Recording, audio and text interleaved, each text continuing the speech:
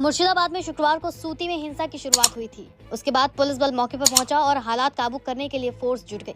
इसी दौरान सूती से 10 किलोमीटर दूर शमशेरगंज में भी हिंसा की खबरें आने लगी, लेकिन सूती में हाईवे जाम होने के कारण पुलिस शमशेरगंज तक नहीं पहुंच पाई और हिंसा का तांडव होता रहा।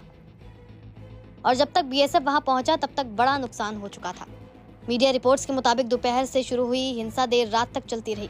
जब मालदा और बहरमपुर से फोर्स आई और इन इलाकों में पहुंची तब हिंसा पर काबू पाया जा सका। भीड़ ने नेशनल हाईवे 34 जाम किया। जब पुलिस ने उन्हें हटाना शुरू किया तो पत्थरबाजी होने लगी। पुलिस ने इसके बाद आंसू गैस के गोले छोड़े और लाठी चार्ज किया। 2 दिन पहले भी मुर्शिदाबाद में पुलिस पर हमला हुआ था, तब प्रदर्शनकारियों ने गाड़ियों में आग लगा दी थी। दरअसल मुर्शिदाबाद में शुक्रवार की नमाज के बाद वक्फ विधेयक के खिलाफ हजारों लोग सड़कों पर उतर पड़े और नेशनल हाईवे 34 को ब्लॉक कर दिया। जब पुलिस ने नेशनल हाईवे से अवरोध हटाने की कोशिश की तो पुलिस के साथ एक तरह की जंग सी छिड़ गई। ठीक उसी समय मुर्शिदाबाद से लगभग 10 किलोमीटर दूर शमशेरगंज में भी नेशनल हाईवे पर हजारों की संख्या में लोग आ गए।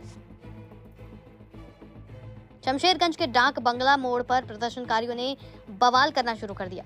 पुलिस की गाड़ियों में सबसे पहले आग लगाई गई और फिर पुलिस के एक आउटपोस्ट को भी तोड़ दिया गया।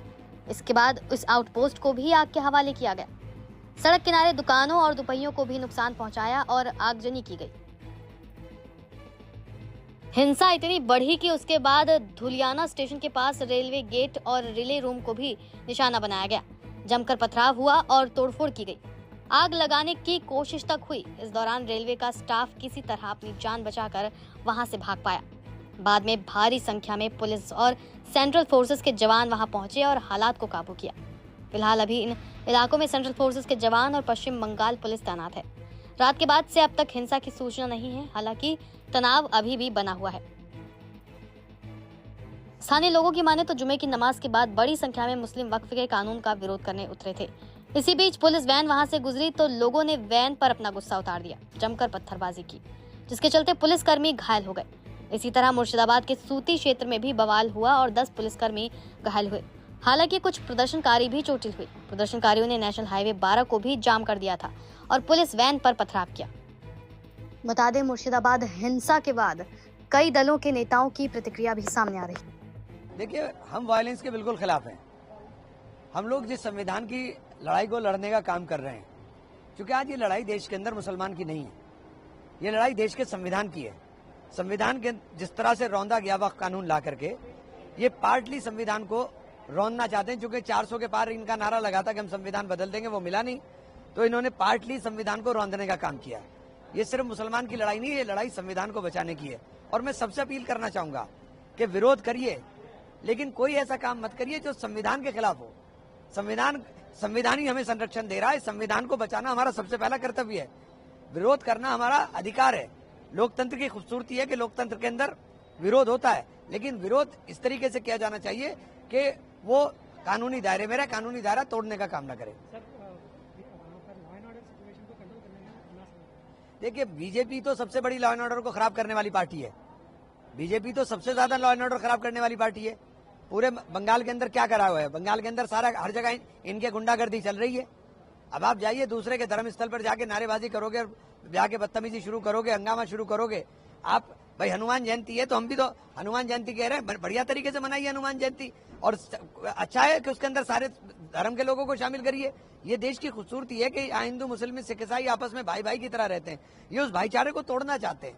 अपने राजनीतिक हित के लिए भारतीय जनता पार्टी देश के अंदर भाईचारे को खत्म करना चाहती है। देखिए, पुलिस कुछ नहीं कर रही है। पुलिस चुपचाप बैठी रही है ममता बनर्जी के निर्देश से, और ममता बनर्जी बांग्लादेश बनाने की कोशिश यहाँ पे कर रही है। हिंदू को डराने के लिए कोशिश करे।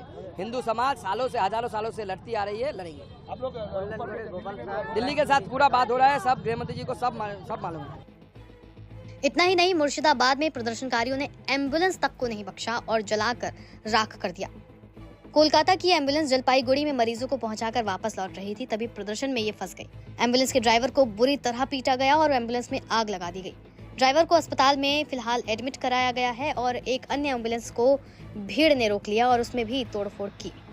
एक बस को भी इसी तरह प्रदर्शनकारियों ने आग के हवाले कर दिया। इस हिंसा के बाद कुछ स्थानीय लोग भी सामने आए। सुनिए उन्होंने क्या कुछ कहा।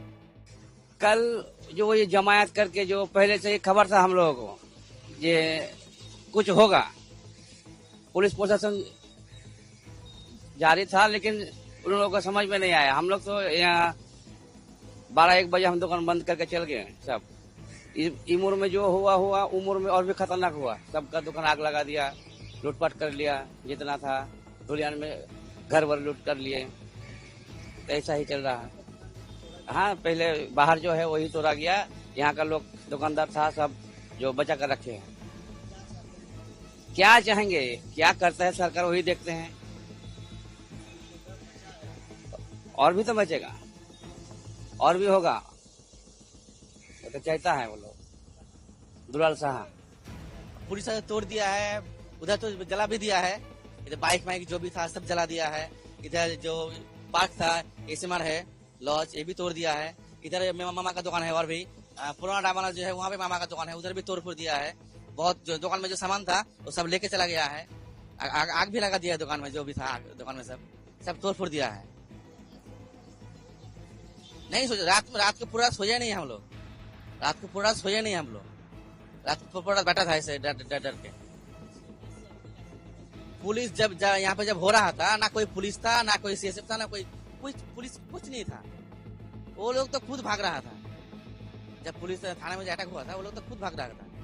यहाँ पे जो डीएम पे अटैक हुआ था, डीएम पे सर फोड़ दिया, डीएम का भी, उसका भी अटैक हुआ था उससे। देखते हैं सरकार क्या करते हैं। अभी जो नुकसान होता है उससे भरपाई करता है या नहीं। अगर करेगा तो ठीक है, नहीं तो ऐसा ही। दुकान बगान तोड़ दिया है, क्या करो। देखिए सरकार क्या करते हैं। जयचंद साहब।